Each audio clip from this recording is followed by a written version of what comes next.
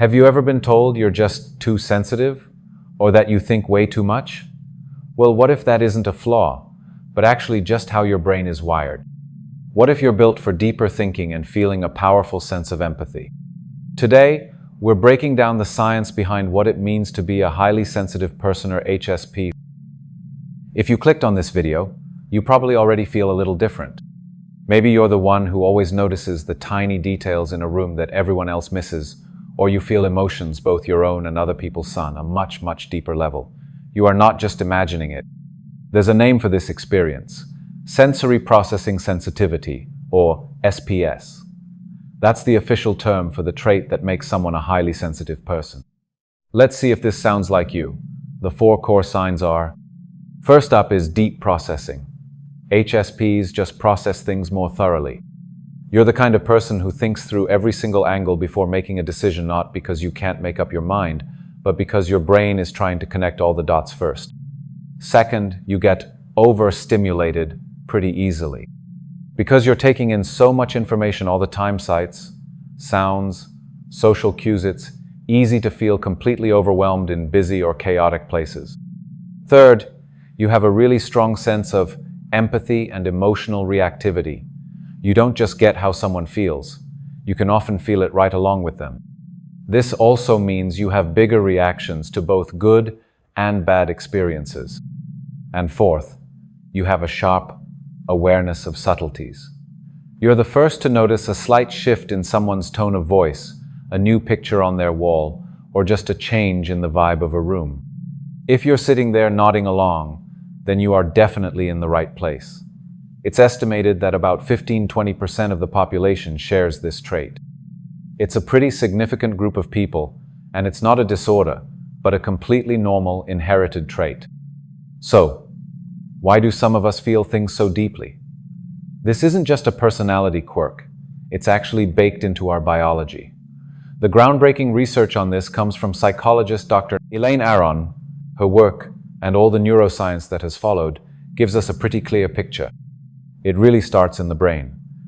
Brain scans have shown that HSPs have more activity in the parts of the brain related to awareness, empathy, and deep thought.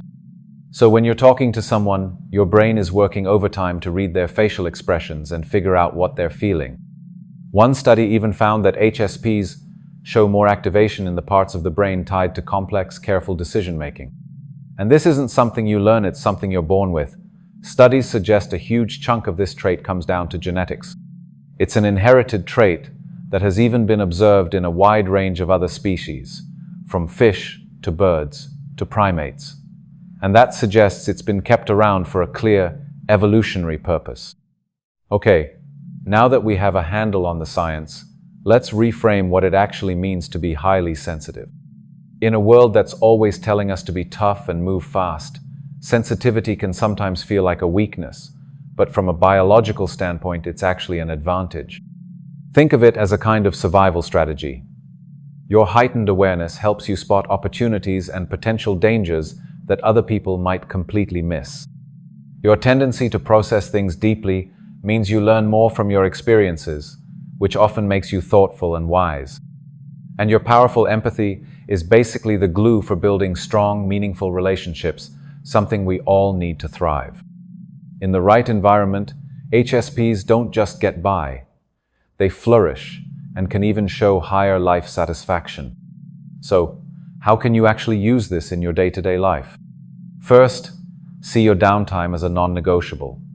Because your brain is doing so much work, you have to give it time to sort through everything.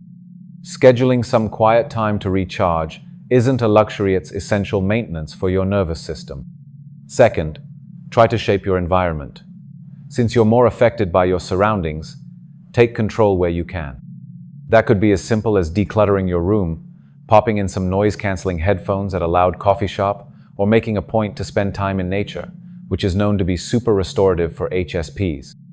And third, lean into your natural strengths. Your intuition and ability to notice things are powerful tools. Trust your gut feelings. Use your empathy to be a fantastic friend, a thoughtful leader, or a caring partner. Your sensitivity isn't some problem to be managed, it's a strength to be used. Being a highly sensitive person is absolutely not a flaw that you need to fix. It's a finely tuned system that allows you to experience the world with incredible richness and depth.